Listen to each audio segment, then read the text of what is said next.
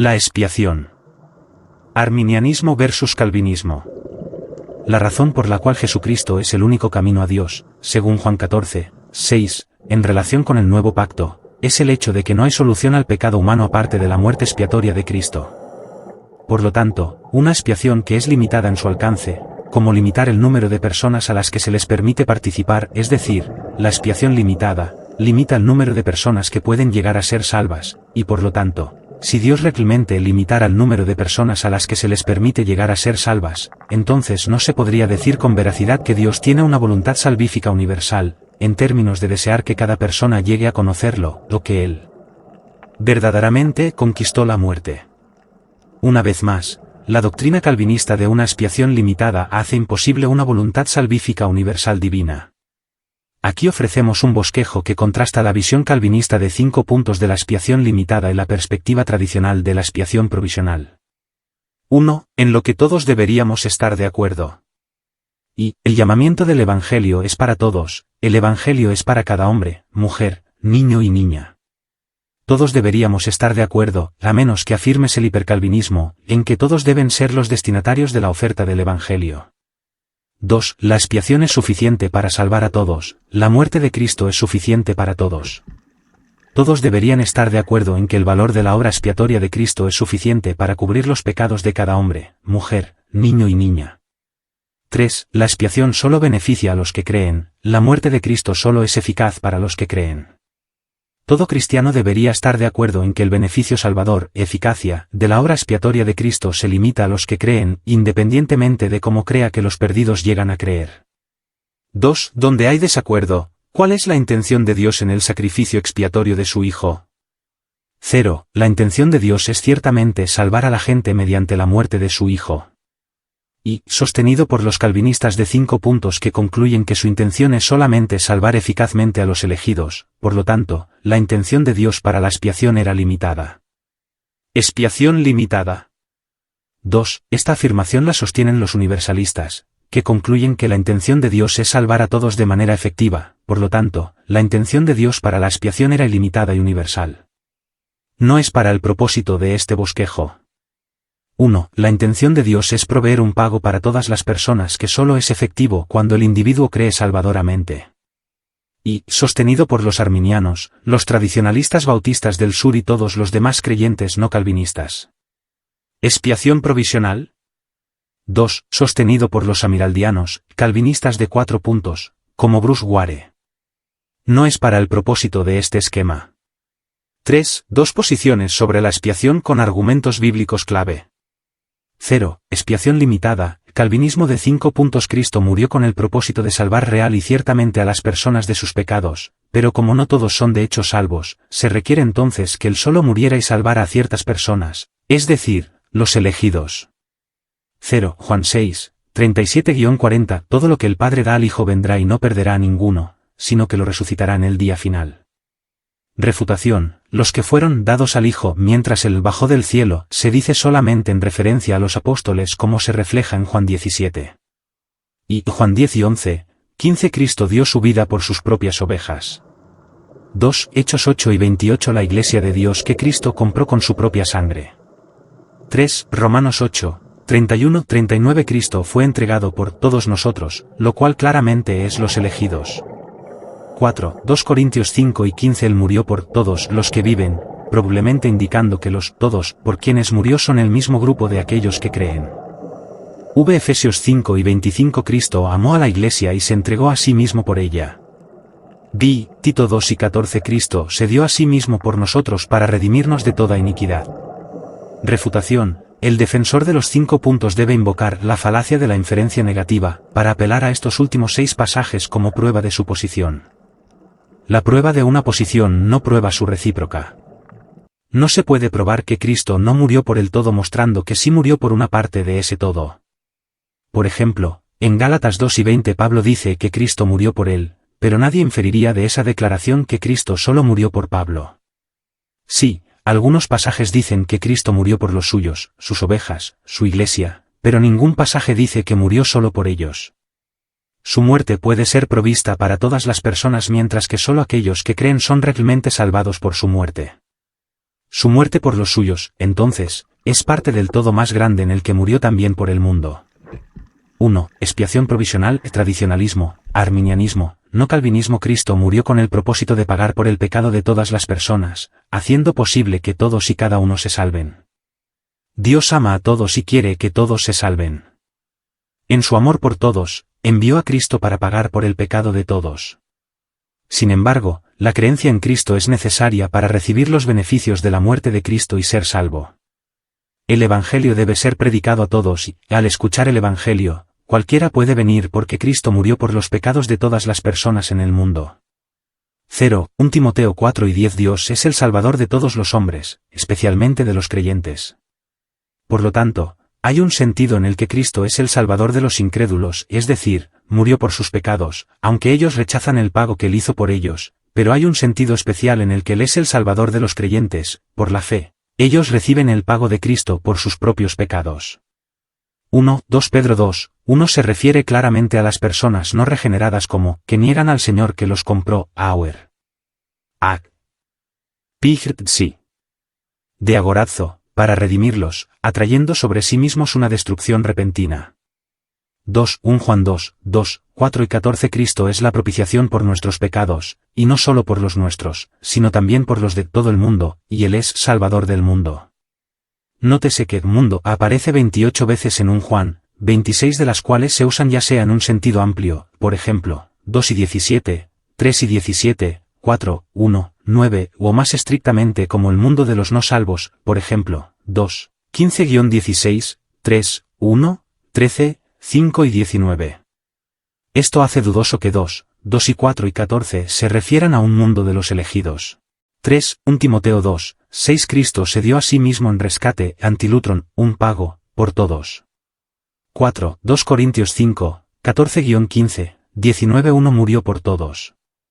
Murió por todos los que viven. Esto indica que, si bien Cristo murió por todos, solo algunos vivirán por medio de él. En cierto sentido, el mundo entero está reconciliado por medio de Cristo. 5. Juan 3 y 16, Romanos 5:6-8 indican el amor de Dios por el mundo entero y que Cristo vino a salvar a los pecadores en general. 6. 1 Timoteo 2:4, 2 Pedro 3:9 y Ezequiel 18:30-31 muestran que Dios quiere que todos se salven. 7. Mateo 28:18-20, Lucas 24:46-47, Juan 6 y 35:40. Romanos 10 y 13 textos que enfatizan la necesidad de la proclamación del Evangelio de la muerte y resurrección de Cristo en nombre del mundo. 8. Juan 3 y 18, 12 y 48 textos que indican que rechazar a Cristo es una base más para el juicio. Solo se les puede pedir cuentas por rechazar lo que se les ofreció si se les había hecho una oferta real. 9. Romanos 8, 20-23, 1 Sogar, 15, 24-28, EF, 1, 9-10, Phil, 3 y 21, Colonia 1, 19-20 textos que indican una extensión cósmica mucho más amplia de la obra expiatoria de Cristo. 4. Dos posiciones sobre la expiación con argumentos teológicos clave. 0. Expiación limitada, calvinismo de 5 puntos. 0. Argumento de eficacia. Las Escrituras enseñan que Cristo vino para salvar a los suyos, Efesios 5 y 25, Tito 2 y 14, no simplemente para proporcionar un pago que puede o no tener éxito en salvar a las personas. Por lo tanto, Cristo murió para salvar realmente, no para salvar potencialmente. Refutación. Véase el punto de desacuerdo en el punto 2.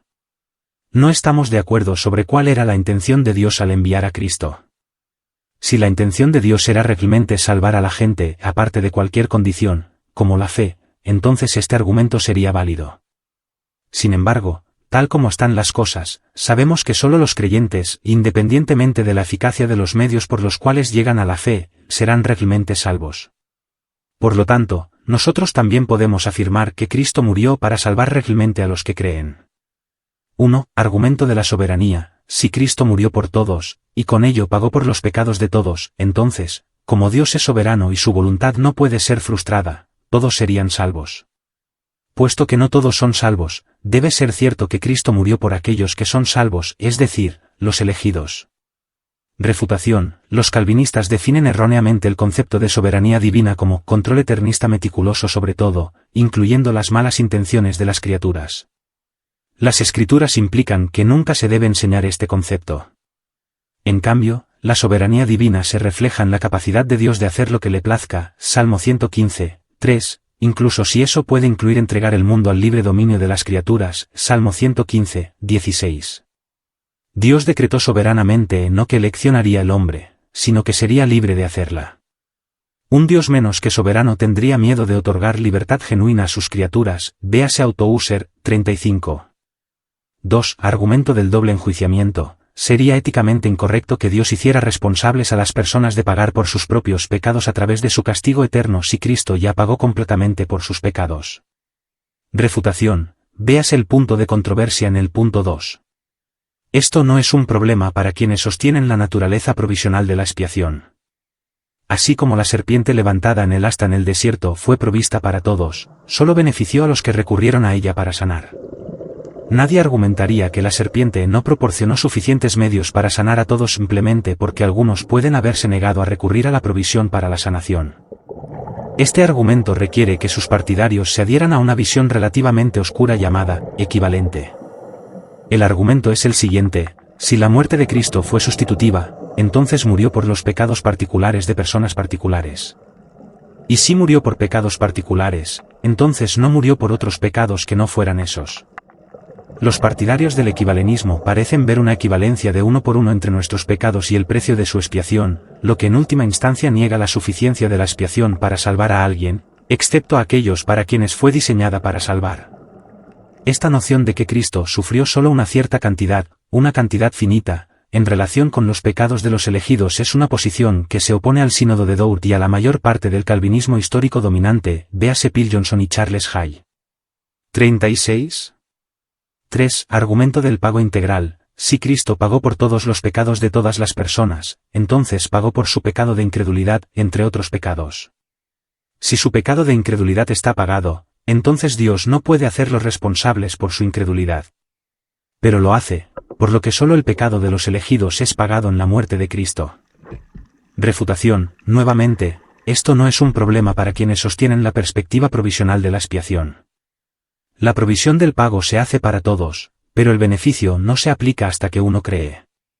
Este argumento sería como decir, si la serpiente levantada sobre el asta proporcionó los medios de sanación para todos, entonces proporcionó sanación para aquellos que se niegan a mirar a la serpiente para sanar, lo cual no tendría ningún sentido dada la naturaleza condicional de la provisión.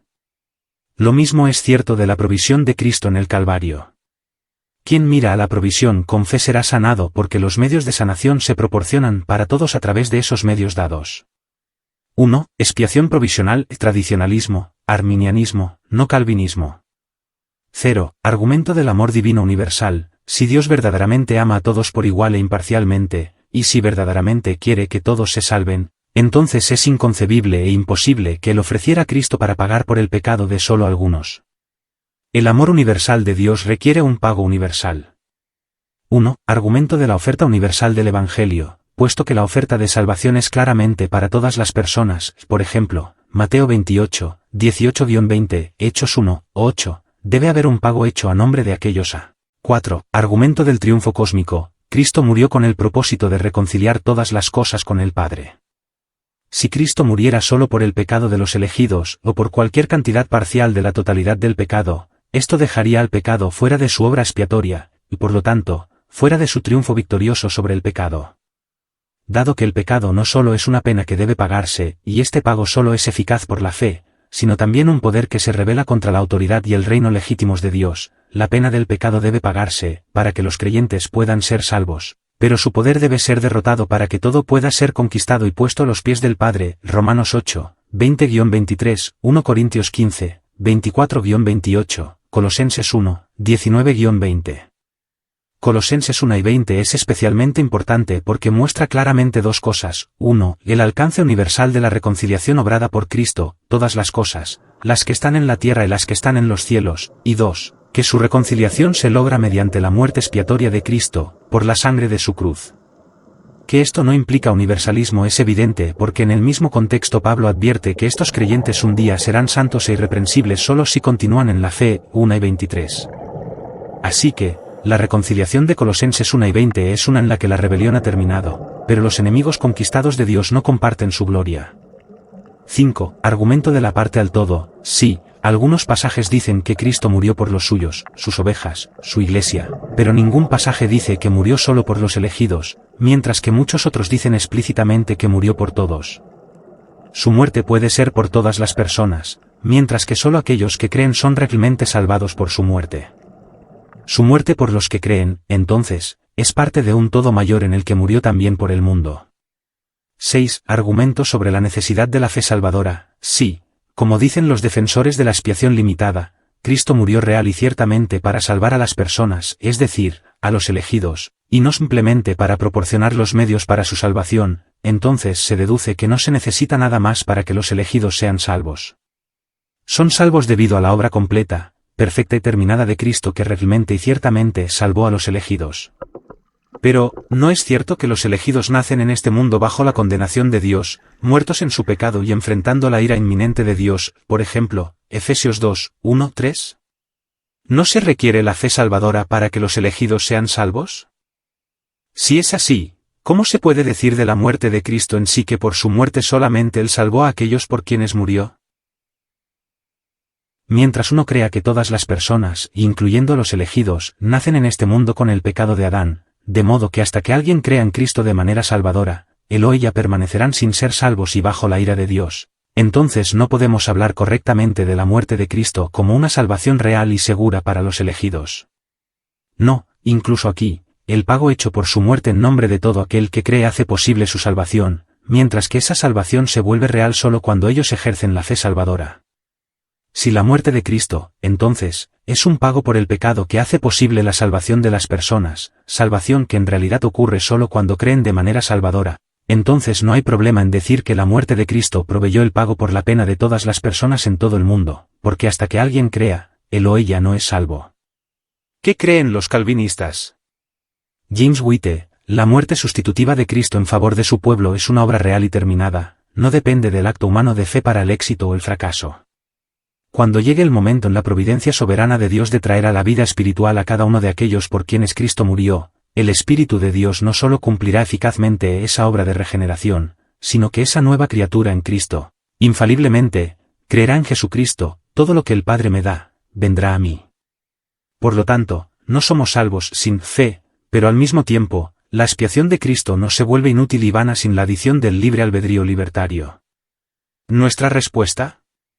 Frases como no dependiente y, pero al mismo tiempo, son respuestas muy cautelosas, que demuestran una contradicción inherente en el intento de dar una explicación. Por el contrario, una explicación clara de la comprensión que tiene un no calvinista de la expiación de Cristo se hace aplicando la dicotomía entre disponible y aplicada. En la dicotomía disponible versus aplicada, los defensores de una expiación ilimitada, incluidos los calvinistas de 4 puntos, también conocidos como amiraldismo, explican que la provisión de la expiación de Cristo fue aceptada por Dios y puesta a disposición universal para todos, pero solo se aplica individualmente cuando una persona determinada pone su confianza en Cristo. Hasta ese momento, la expiación permanece disponible y no reclamada. Al morir, la disponibilidad de la expiación expira.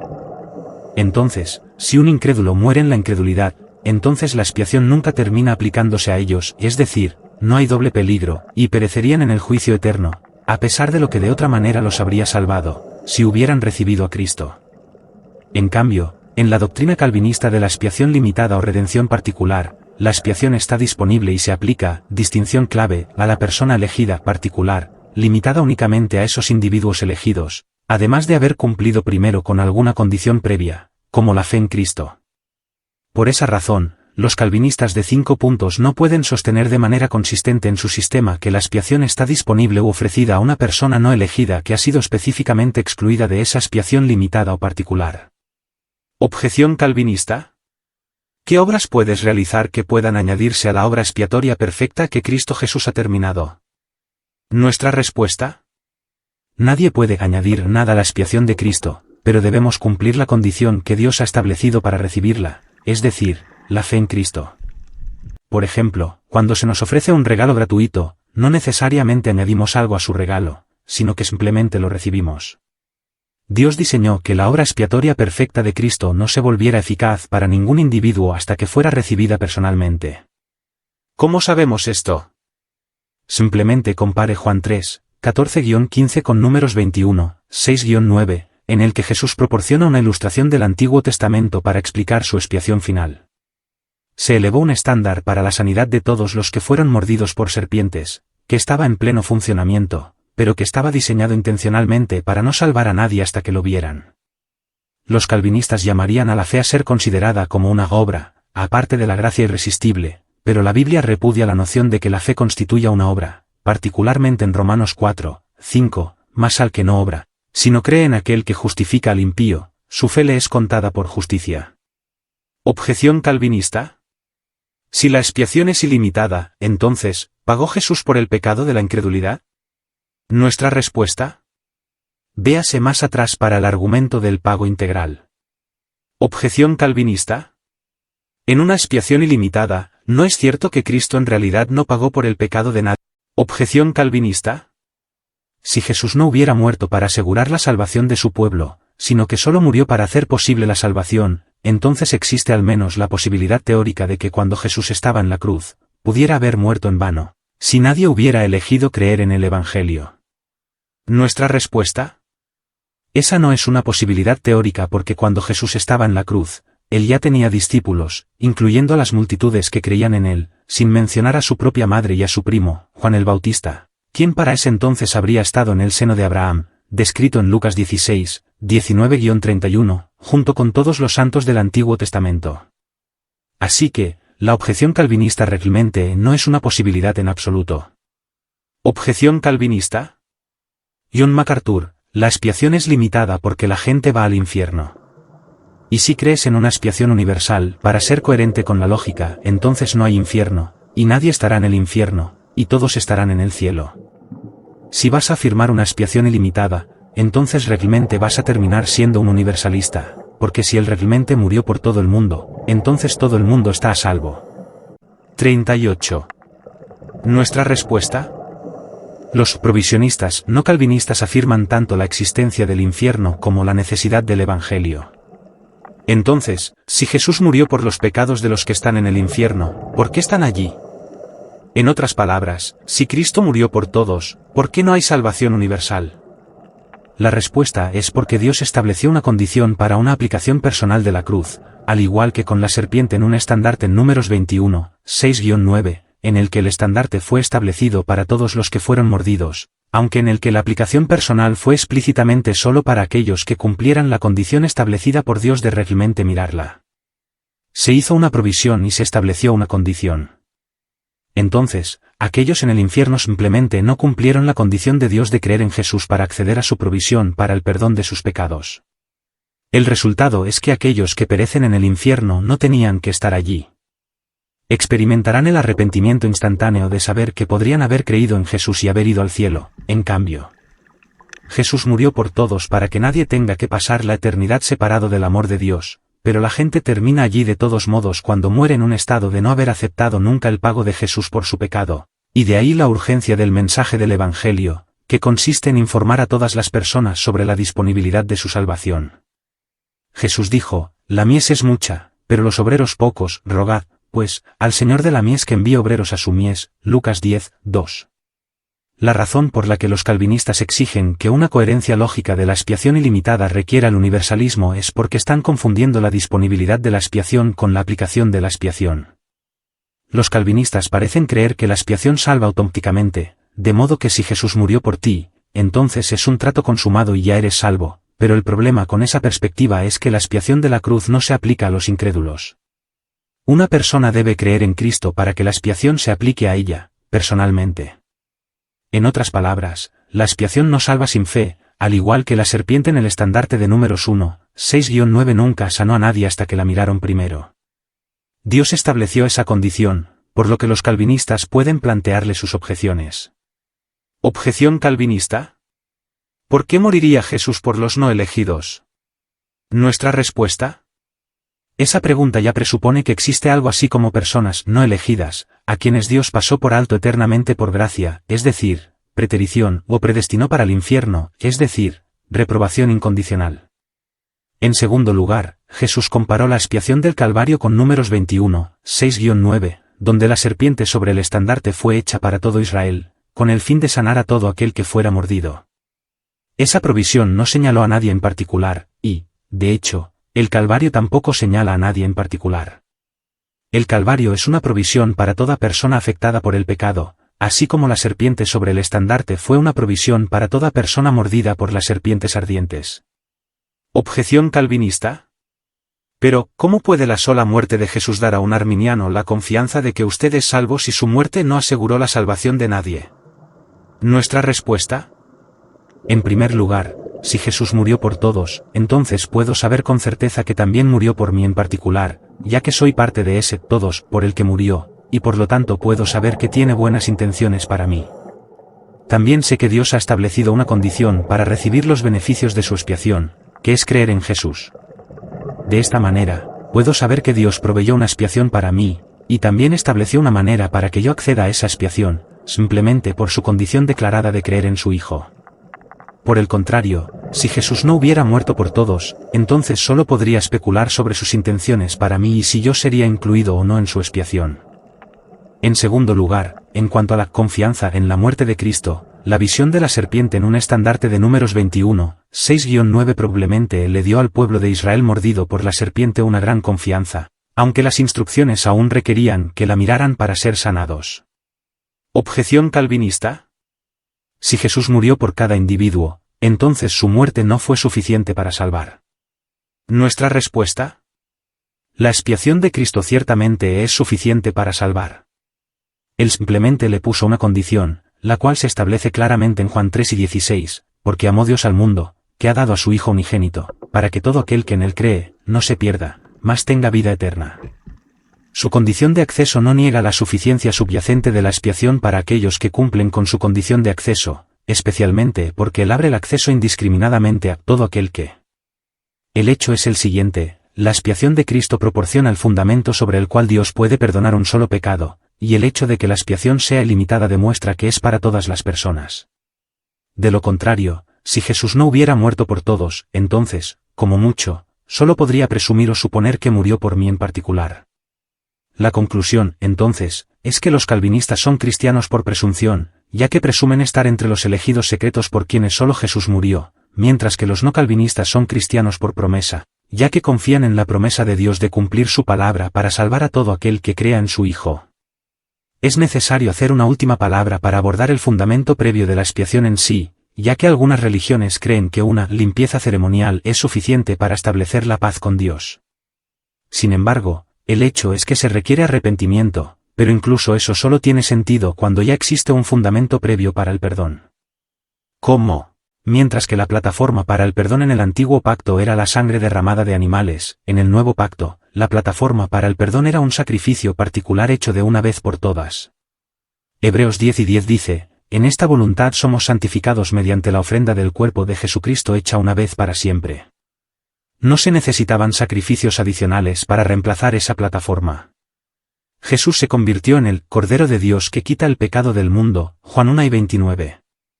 Jesús no era un hombre que se convirtió en Dios, sino Dios que se convirtió en hombre. Cuando resucitó a los muertos, abrió los ojos a los ciegos, hizo caminar a los paralíticos y limpió a los leprosos, lo hizo como Dios que también era hombre, y cuando soportó los sufrimientos de la cruz, incluido el castigo que lo llevó a eso, lo hizo igualmente como Dios que también era hombre, dado que podría haber detenido todo en cualquier momento, pero eligió no hacerlo, para que cada persona pudiera tener una plataforma para la salvación, a través de la cual, el arrepentimiento transmitiría las propiedades espirituales inherentes a su sacrificio de sangre. 1 Juan 1:9, si confesamos nuestros pecados, Él es fiel y justo para perdonar nuestros pecados, y limpiarnos de toda maldad. Así que, ya sea que se trate de una purificación ceremonial, de un martirio, de la reserva de ciertos días para la adoración a Dios, o de cualquier otra dedicación personal hacia Dios, solo tendrían sentido si fuera algo adicional al fundamento ya establecido de la cruz, y no con el propósito de obtener la salvación o la restauración a Dios, sino con el propósito de recompensas terrenales y celestiales, ya que nunca son un sustituto de la expiación del Calvario. El Calvario nunca necesita un sustituto. El Calvario es la sustitución que reemplaza todo lo que lo precede. ¿Qué creen los calvinistas? R. C. Sproul, sin duda, la propiciación de Cristo en la cruz es ilimitada en su suficiencia o valor. En este sentido, Cristo hace una expiación por todo el mundo. Pero la eficacia de esta expiación no se aplica a todo el mundo, ni tampoco su designio último. 39. ¿Nuestra respuesta? Esto refleja la máxima calvinista de que la expiación de Cristo es suficiente para todos, pero eficaz solo para los elegidos. En contraste, los no calvinistas enseñan que la expiación de Cristo está disponible para todos, pero se aplica solo a los creyentes.